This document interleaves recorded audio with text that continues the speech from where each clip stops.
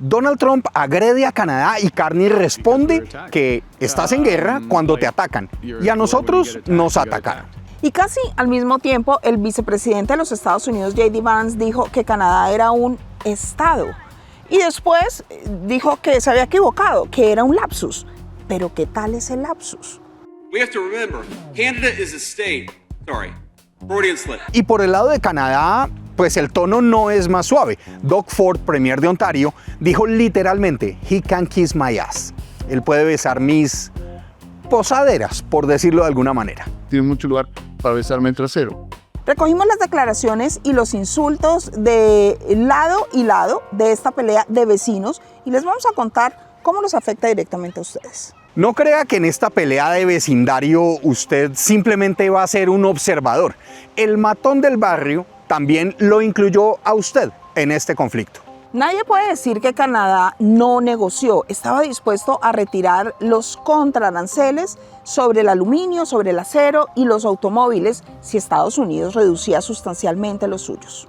Estaba dispuesto a pedirles a las provincias que devolvieran el alcohol estadounidense a las estanterías. Incluso Canadá estaba dispuesto a hacer algunos ajustes administrativos en su sistema de protección a los productores de leche, de huevos y de pollo. Es decir, Canadá estaba dispuesto a tragarse algunos sapos. Lo que no estaba dispuesto era tragarse el pantano completo. Pero los Estados Unidos hicieron aparecer condiciones nuevas verdaderamente inaceptables y cada una era peor que la anterior. Veamos cuáles fueron. Lo primero es que Estados Unidos lo que quería era mantener fuera una parte del alivio arancelario a algunos camiones y vehículos pesados producidos en Canadá. Y eso amenaza pues fábricas, inversiones, empleos de manera grave. Pero bueno, ahí todavía estamos hablando de comercio.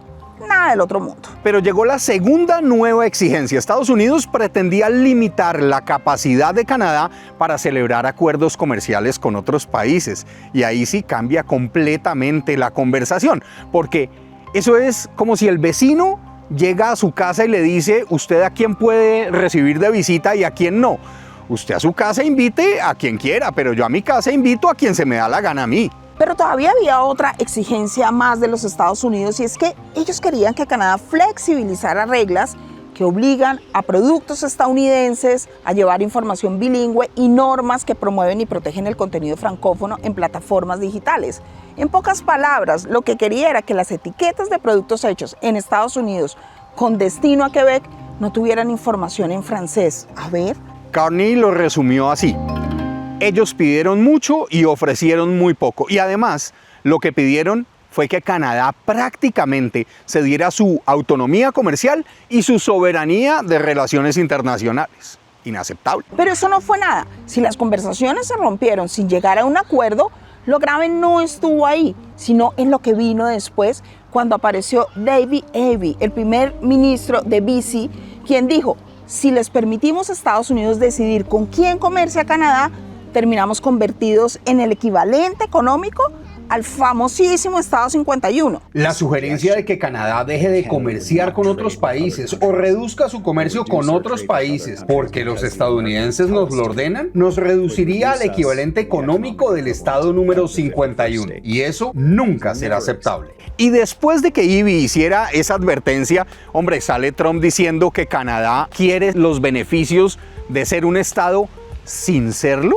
Y sale J.D. Vance diciendo Canadá is a state y se corrige inmediatamente en tono burlón diciendo que fue un lapsus freudiano. David Eby tenía razón y desde la Casa Blanca le mandan las pruebas a domicilio. Para seguir provocando a los canadienses, pues Trump ahora tuvo otra idea magnífica, de esas que muestran todo su potencial. Cambiarle el nombre al lago Ontario. Yo les aseguro que Trump nunca estuvo en clases de geografía. Sí, ya no se llamaría Lago Ontario porque él no va a hacer negocios con esta provincia canadiense por mucho tiempo. Entonces debería llamarse Lago de América. Sería bueno que alguien le explique al señor Trump que América es un continente y que no todo le pertenece a él. Pero Trump no se quedó ahí. Volvió a escalar la tensión como le gusta a él, de la única manera como sabe hacer las cosas, a punta de puras amenazas, y anunció que desde el 1 de enero pretende llevar a los aranceles al 50% sobre los automóviles, sobre los camiones y las autopartes y además sobre el acero que provienen de Canadá. Y después atacó personalmente a Carney y a Doug Ford. A Carney lo volvió a llamar gobernador Carney y a Ford lo llamó su secuaz. Entonces escribió que alguien debería conseguir que estos payasos se alinearan o las consecuencias para Canadá serían mucho peores. ¿Qué tal el reyesuelo? Casi todos los premiers de Canadá reaccionaron en apoyo a Carney. Rob Kenney de Manitoba dijo que todo el mundo, lo dijo en sus palabras, conoce ya al presidente de los Estados Unidos y sabemos que es errático, irresponsable y que no es digno de confianza. Y esta es la persona con la que se supone que deberíamos hacer un acuerdo y vamos a hacer concesiones adicionales por ello. Por eso digo que no se puede hacer un buen acuerdo con una mala persona. Eso fue lo que dijo el primer ministro de Manitoba.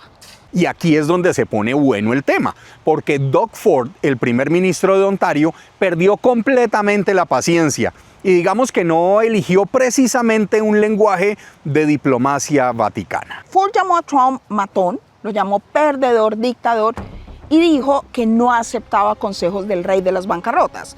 Es el tipo de chico en la escuela que te quitaría el dinero del almuerzo un día, te quitaría el gorro al siguiente y luego te robaría las zapatillas. Pero no voy a aceptar consejos de un tipo que es el rey de las bancarrotas. Pero la terminó de completar diciendo que podía besar, bueno, ustedes ya saben qué. Y cuando le preguntaron si quizá debería bajar un poco el tono, Ford decidió aclarar que tenía suficiente espacio para que Trump cumpliera con esa invitación que él estaba haciendo. Hay mucho espacio en mi trasero, así que tiene mucho lugar para besarme el trasero. Soy un tipo grande, ¿qué puedo decir? Esto ya no fue diplomacia internacional, esto simplemente fue Doug Ford siendo Doug Ford. ¿Y saben algo?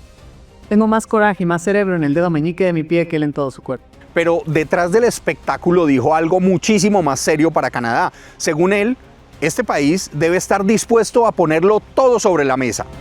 Electricidad, petróleo, potasa, uranio, minerales críticos y sobre los minerales críticos llegó a decir, no van a sacar ni un grano de arena de Ontario. Pero salgamos de las declaraciones y vamos a lo que piensan los canadienses. Fíjense que publicaron una encuesta nueva en Angus Reid realizada después de la ruptura de las negociaciones con los Estados Unidos y el resultado es impresionante. 76% dice que Canadá hizo bien al levantarse de la mesa y solamente el 13% considera que fue un error.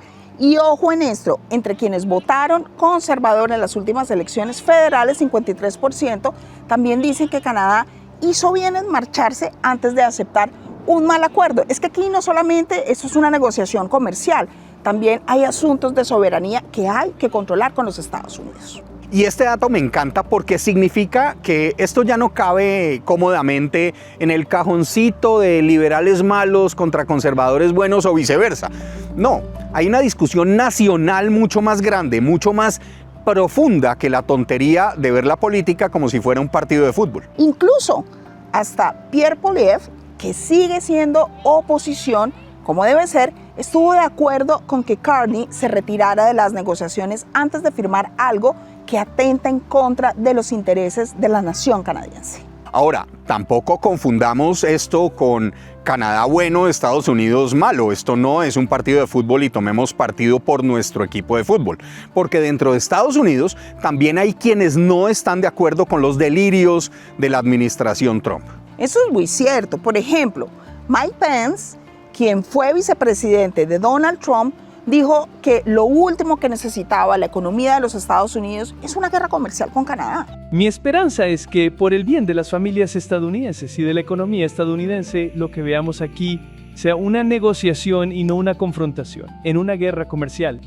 Y la senadora republicana Susan McCollin también advirtió que estos aranceles pueden terminar trasladándose a precios más altos para las familias estadounidenses. Y ojo, es republicana. Y ahora sí llegamos a donde a usted seguramente le interesa, que es qué pasa con nuestro bolsillo, porque aquí no vamos a vender patriotismo canadiense. Esto puede dolernos muchísimo a todos. Los aranceles estadounidenses del 50% ya golpean aproximadamente 28.000 millones de dólares canadienses en bienes Y Estados Unidos todavía recibe aproximadamente el 70% de nuestras exportaciones. Eso es una dependencia enorme. Y la propia encuesta muestra que el respaldo a Carney también muestra miedo. El 38% de los trabajadores está preocupado por el efecto que esta disputa puede tener sobre su propio empleo. El 89% teme efectos sobre el costo de bienes y servicios. Todos lo tememos. Y eso es importante. La gente no está diciendo, eso no importa, eso no cuesta nada. La gente lo que está diciendo es algo bastante más interesante y bastante más valiente. Están diciendo, sabemos que puede costarnos mucho, pero aún así había cosas que pues no debíamos aceptar. Se llama dignidad. Y Estados Unidos tampoco es inmune, como cree. Reuters recuerda dos cifras que sería bueno que alguien se las contara a Donald Trump.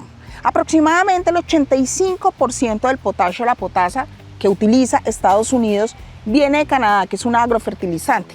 Y Canadá le suministra alrededor de 4 millones de barriles de petróleo diarios a los Estados Unidos, que es cerca nada más y nada menos que el 60% de la importación del crudo de los Estados Unidos. Así que sí, Estados Unidos es mucho más grande, tiene muchísimo más músculo, puede hacernos seguramente muchísimo más daño, pero Donald Trump parece pensar algunas veces que la dependencia entre estos dos países solamente tiene una flecha de dirección. Y no, señor Trump, usted puede decidir incendiar la casa del vecino. Lo que no puede ordenar es que el humo se vaya a detener en su ventana. Y Canadá ya respondió hoy. El gobierno anunció contraaranceles sobre 27.600 millones de dólares canadienses en productos estadounidenses. Alrededor de la bobadita de 700 categorías de productos tendrán tarifas del 15 al 25 o al 50% desde el 8 de septiembre. Y además Ottawa anunció 7.500 millones de dólares en ayudas para trabajadores y empresas que puedan resultar golpeadas por esta pelea. Carney ha dicho que Canadá está dispuesto a volver a negociar, pero cuando Estados Unidos quiera negociar como socio, lo que no está dispuesto a aceptar es que nos traten como si fuéramos una subsidiaria de Estados Unidos.